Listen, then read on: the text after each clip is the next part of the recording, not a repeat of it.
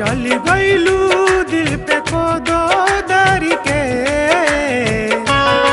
हम रहे गईनी याद करी के मुँह में जैसन दिल हमार तोड़लू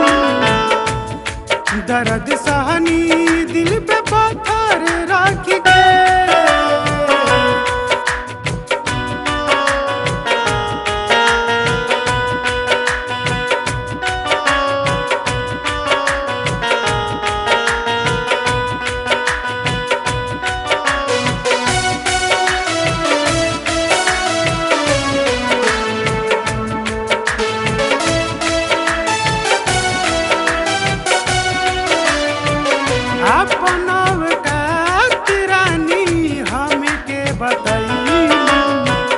हम नहीं जननी प्यार के जल में फसैलू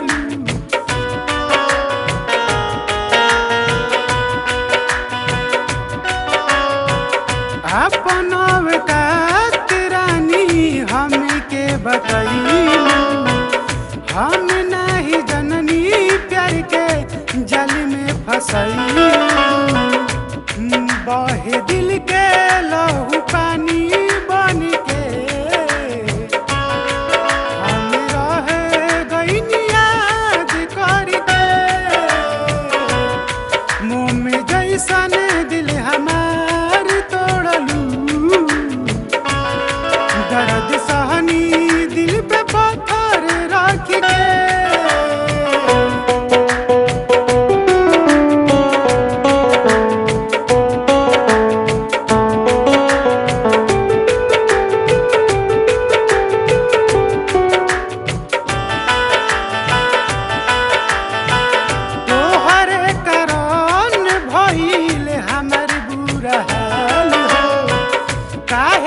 बनौले विधाता ऐसन प्यार हो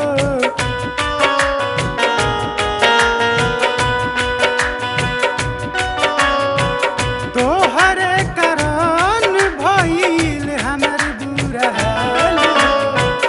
काहे के बनौले विधाता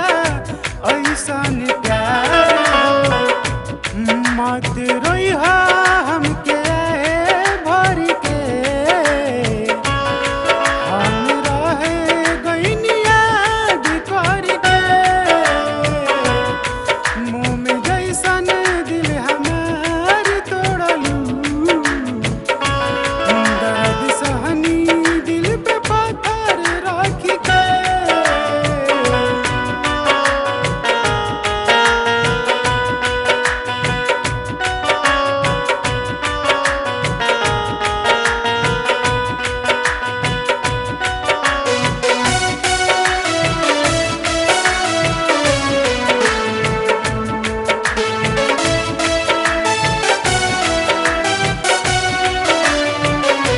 नाजुक दिल के जख्मी तू गईलू देके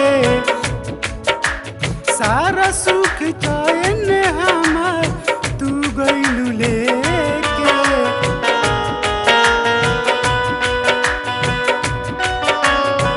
नाजुक दिल के जख्मी तू गईलू देके सारा सुख चैन हमार तू गईलू लेके फांसी